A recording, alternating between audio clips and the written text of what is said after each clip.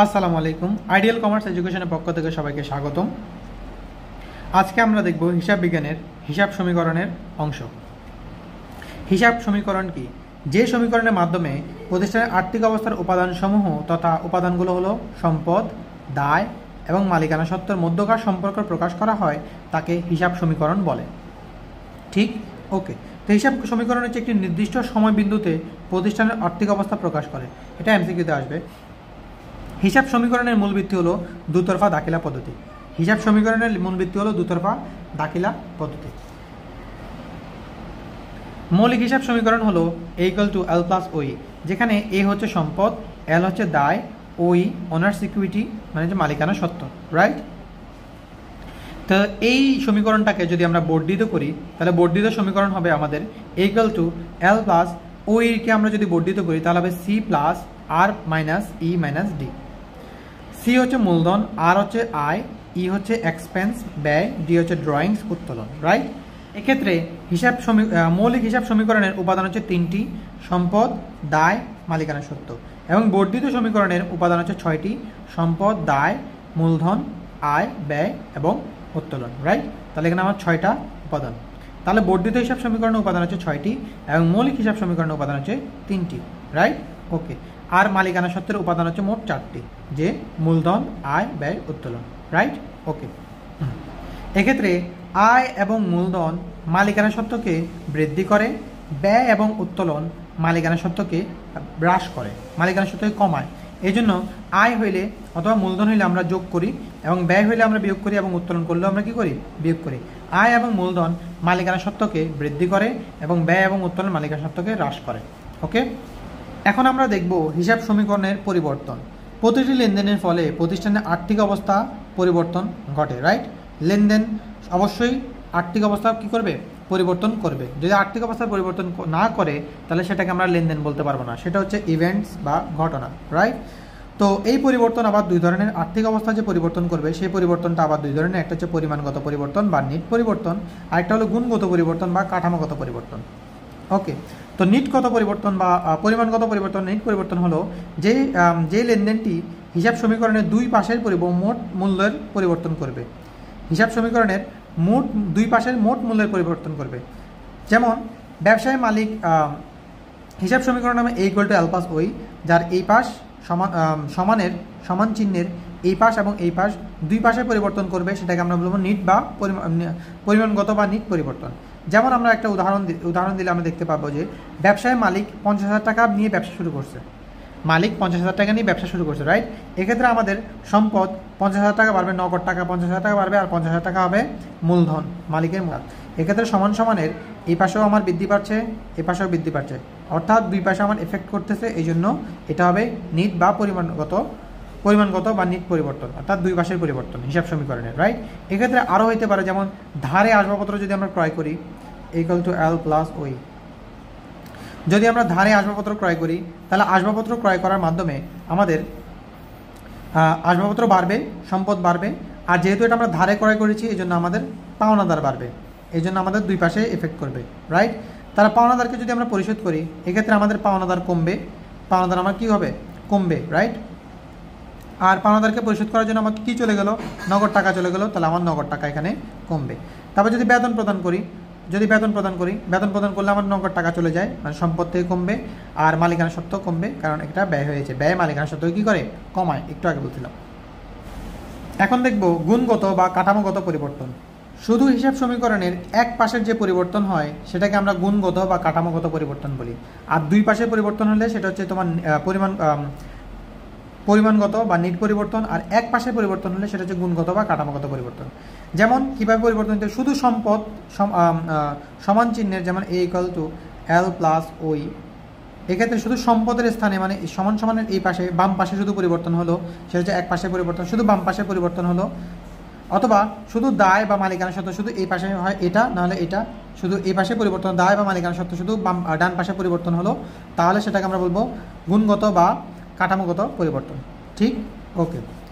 গুণগত পরিবর্তনের ফলে হিসাব সমীকরণের মোট যোগফলে কোনো পরিবর্তনই হয় না। বলতে আসবাবপত্র ক্রয় করা হলো 10,000 টাকা, এক্ষেত্রে আমার আসবাবপত্র বাড়বে, দ্যাটস মিন সম্পদ বাড়বে, আর যেহেতু টাকা দিয়ে কিনছি নগদ টাকা চলে যাবে, রাইট। এক্ষেত্রে 10 থেকে 10 গেলে হচ্ছে 0, আর এখানেও কোনো পরিবর্তন হয়নি 0। তাহলে এক পাশে পরিবর্তন হয়েছে, এই জন্য হচ্ছে গুণগত পরিবর্তন। আর এক পাশে পরিবর্তন হওয়ার কারণে হিসাব সমীকরণের মোট যোগফলে কোনো পরিবর্তন হয়। বিনামূল্যে পণ্য বিতরণ। বিনামূল্যে পণ্য বিতরণ করার ফলে আমাদের আমাদের বিজ্ঞাপন হবে। তাহলে বিজ্ঞাপন হচ্ছে একটা ব্যয়, এই জন্য তোমার ব্যয়টা কী করে, ব্যয় মালিকানা সত্ত্বকে হ্রাস করে। পণ্য বিতরণ করার কারণে পণ্য হচ্ছে আমাদের ব্যয়, যদি পণ্য ক্রয় করি তাহলে হচ্ছে ব্যয়, আর পণ্য চলে যাওয়ার কারণে ব্যয় কমেছে। তাহলে ব্যয় যদি কমে তাহলে মালিকানা সত্ত্ব কী হবে, ব্যয় কমলে, ব্যয় যদি বাড়ে মালিকানা সত্ত্ব কমে, আর ব্যয় যদি কমে তাহলে মালিকানা সত্ত্ব বাড়ে। তাহলে আমাদের যে কোনো এক পাশে তোমার পরিবর্তন হচ্ছে, রাইট। ক্রয় যদি ফেরত দেওয়া হয়, এক্ষেত্রে আমাদের কি পরিবর্তন হতে পারে? যখন আমরা বাকিতে ক্রয় করি তখন আমাদের পাওনাদার বাড়ে এবং ক্রয় বাড়ে। তো সেক্ষেত্রে যদি আমরা ক্রয় ফেরত দিই তাহলে আমাদের পাওনাদার কমে যাবে। আর ব্যয় যদি বাড়ে মালিকানা সত্ত্ব বৃদ্ধি পায়, মালিকানা সত্ত্ব হ্রাস পায়। আর ব্যয় যদি কমে মালিকানা সত্ত্ব বৃদ্ধি পায়। তাহলে আমাদের ব্যয় পণ্য ফেরত দেওয়ার কারণে পণ্য কমে যাচ্ছে, তাহলে ক্রয় ফেরত হচ্ছে পণ্যকে আমাদের কী করবে, ব্যয়কে কমাবে, দ্যাটস মিন মালিকানা সত্ত্বকে বৃদ্ধি করবে। ধারে পণ্য ক্রয় করলে কী হবে, আমাদের মালিকানা সত্ত্ব, পণ্য ক্রয় করলে আমাদের হয় ব্যয়, অর্থাৎ মালিকানা সত্ত্ব কমবে। আর ধারে পণ্য ক্রয় করার কারণে আমাদের পাওনাদার বাড়বে। তো যে কোনো এক পাশে পরিবর্তন, রাইট। তারপরে পণ্য উত্তোলন করা হলে, পণ্য যদি বাই এনি চান্স যদি উত্তোলন করে তাহলে মালিকানা সত্ত্ব উত্তোলন মালিকানা সত্ত্বকে কমায়, এই জন্য মালিকানা সত্ত্ব কমবে। আর এখানে আমাদের পণ্য চলে যাওয়ার কারণে ব্যয় কমতেছে, ব্যয় কমলে মালিকানা সত্ত্ব বৃদ্ধি পাবে। তাহলে এখানে ব্যয় কমলে মালিকানা সত্ত্ব বৃদ্ধি পাবে, তাহলে এখানে আমাদের ব্যয় একটা প্লাস হবে, একটা মাইনাস হবে আর কি। প্লাস মাইনাস হওয়ার কারণে এ পাশে কোনো পরিবর্তন হয়নি। তো এটা হচ্ছে আমাদের গুণগত পরিবর্তন। সমানের যে কোনো এক পাশে পরিবর্তন হওয়াকে আমরা বলবো যে গুণগত বা কাঠামোগত পরিবর্তন, ঠিক। ওকে, এখন আমরা দেখব লেনদেনের ফলে হিসাব সমীকরণের পরিবর্তন এবং আর্থিক অবস্থার পরিবর্তনের ধরন, যে প্রত্যেকটা লেনদেনের ফলে কিভাবে আমাদের হিসাব সমীকরণের পরিবর্তন হয় এবং সেটা কোন ধরনের পরিবর্তন হয়। ওকে, প্রথমে বলা হলো যে মালিক কর্তৃক বিনিয়োগ। মালিক যদি বিনিয়োগ করে তাহলে আমাদের সম্পদ বাড়বে, নগদ টাকা বাড়বে এবং মালিকানা সত্ত্ব মূলধন বাড়বে, রাইট। মূলধন বাড়া মানে মালিকানা সত্ত্ব বৃদ্ধি পাওয়া, রাইট। তাহলে আমাদের সম্পদ বাড়বে এবং কী হবে, ওই মালিকানা সত্ত্ব বাড়বে। এবং দুই পাশে যেহেতু পরিবর্তন হয়েছে, যেমন আমরা দেখি A = L + ওই, রাইট। এই পাশে সমান চিহ্নের এ পাশে এবং এ পাশে, ডান পাশে এবং বাম পাশে উভয় পাশে যেহেতু পরিবর্তন হয়েছে, তাহলে এটাকে আমরা বলবো পরিমাণগত বা নিট পরিবর্তন। আমরা একটু আগে পড়েছি যে পরিমাণগত বা নিট পরিবর্তন হলো যদি সমানের বা সমান চিহ্ন উভয় পাশে যদি পরিবর্তন হয়, ডান পাশ বাম পাশ উভয় পাশে যদি পরিবর্তন হয়, সেটাকে আমরা নিট বা পরিমাণগত পরিবর্তন বলি। পরবর্তীতে দেওয়া আছে মালিক কর্তৃক নগদ উত্তোলন। মালিক যদি ব্যবসা থেকে নগদ টাকা উত্তোলন করে ফেলে তাহলে উত্তোলনের কারণে আমাদের ওই হ্রাস পাবে, অর্থাৎ মালিকানা সত্ত্ব হ্রাস পাবে। উত্তোলন করলে আমাদের মালিকানা সত্ত্ব হ্রাস পায়, আর যেহেতু নগদ টাকা নিয়ে চলে গেল তাহলে নগদ হ্রাস পাবে মানে সম্পদ হ্রাস পাবে। তাহলে এ এবং ওই উভয় পাশে সমানের এ এবং ওই উভয় পাশে ডান পাশ বাম পাশ উভয় পাশ পরিবর্তন হওয়ার কারণে এটা আমাদের নিটগত বা পরিমাণগত পরিবর্তন। নগদে পণ্য ক্রয় করার ফলে আমাদের কী হবে, নগদ ক্রয় করলে যেহেতু আমাদের ব্যয় হয় তাহলে মালিকানা সত্ত্ব আমাদের কী হবে, হ্রাস পাবে। আর নগদে যেহেতু ক্রয় করছে নগদ টাকা চলে যাবে, অর্থাৎ সম্পদও কমবে। সম্পদও কমবে। এক্ষেত্রে আমাদের সমীকরণের উভয় পাশে পরিবর্তন হওয়ার কারণে এটা হবে নিটগত পরিবর্তন। ধারে পণ্য ক্রয় করার ফলে আমাদের মালিকানা সত্ত্ব হ্রাস পাবে, যেহেতু আমরা পণ্য ক্রয় করেছি, ব্যয় হয়েছে, মালিকানা সত্ত্ব হ্রাস পাবে।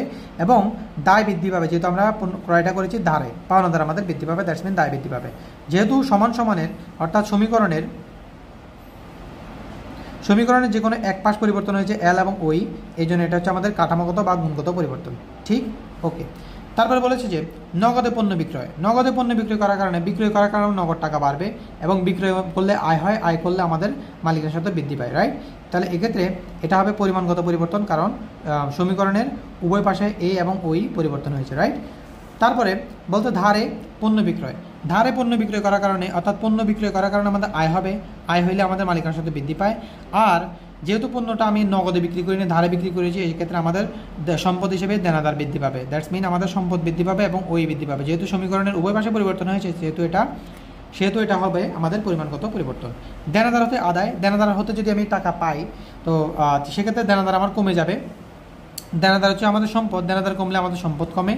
আর যেহেতু তার থেকে টাকা আদায় হলো, দ্যাটস মিন আমাদের নগদ টাকা বৃদ্ধি পাবে। অ্যাট দ্য সেম টাইম আমাদের এ বৃদ্ধি পাবে এবং এ হ্রাস পাবে। এক্ষেত্রে সমীকরণের সমীকরণে শুধু বাম পাশ পরিবর্তন হবে, এই জন্য এটা হবে তোমার কাঠামোগত পরিবর্তন। কারণ আমরা একটু আগে বলেছিলাম যে যদি হিসাব সমীকরণের যে কোনো এক পাশ পরিবর্তন হয় তাহলে সেটা হচ্ছে কাঠামোগত পরিবর্তন, আর উভয় পাশ পরিবর্তন হলে নিট বা পরিমাণগত পরিবর্তন। আসবাবপত্র ক্রয় করা হলে আসবাবপত্র যদি আমরা ক্রয় করি সেক্ষেত্রে আমাদের আসবাবপত্র হিসেবে সম্পদ বৃদ্ধি পাবে, আসবাবপত্র একটা সম্পদ, আর আসবাবপত্র কিনতে হলে আমাদের টাকা দিয়ে কিনতে হয়, নগদ টাকা আমাদের কমে যাবে, নগদও একটা সম্পদ, তাহলে আমাদের এ বৃদ্ধিও পাচ্ছে, অ্যাট দ্য সেম টাইম আমাদের এ হ্রাসও পাচ্ছে। তাহলে হিসাব সমীকরণের যে কোনো এক পাশ পরিবর্তন হচ্ছে, এই জন্য এটা হচ্ছে কাঠামোগত পরিবর্তন। তারপরে বলা হলো যে বেতন প্রদান করা হলো। বেতন প্রদান করার মাধ্যমে আমাদের নগদ টাকা কমে গেল, নগদে আমরা বেতনটা দেওয়ার কারণে নগদ টাকা কমে গেল। আর বেতনটা হচ্ছে একটা ব্যয় করার কারণে আমাদের মালিকানা সত্ত্ব হ্রাস পেয়েছে, ব্যয় যদি বৃদ্ধি পায় মালিকানা সত্ত্ব কমে, রাইট। এক্ষেত্রে আমাদের হিসাব সমীকরণের উভয় পাশ পরিবর্তন হওয়ার কারণে এটা হবে আমাদের নিটগত পরিবর্তন। ঋণ গ্রহণ করা হলো। ঋণ যদি আমরা গ্রহণ করি ব্যাংক থেকে, সেক্ষেত্রে আমার কাছে কী বাড়বে? আমার কাছে টাকা বাড়বে, রাইট, নগদ টাকা বাড়বে। এই জন্য নগদ টাকা বাড়া মানে সম্পদ বাড়া, সম্পদ বৃদ্ধি পাওয়া। আর ঋণ করলে আমাদের কী বৃদ্ধি পাবে? আমাদের দায় বৃদ্ধি পাবে, সেক্ষেত্রে আমাদের দায় বৃদ্ধি পাবে। তাহলে আমাদের এ এবং এল অর্থাৎ হিসাব সমীকরণ উভয় পাশ পরিবর্তন হচ্ছে। হিসাব সমীকরণের উভয় পাশ পরিবর্তন হওয়ার কারণে এটা হবে আমাদের পরিমাণগত পরিবর্তন।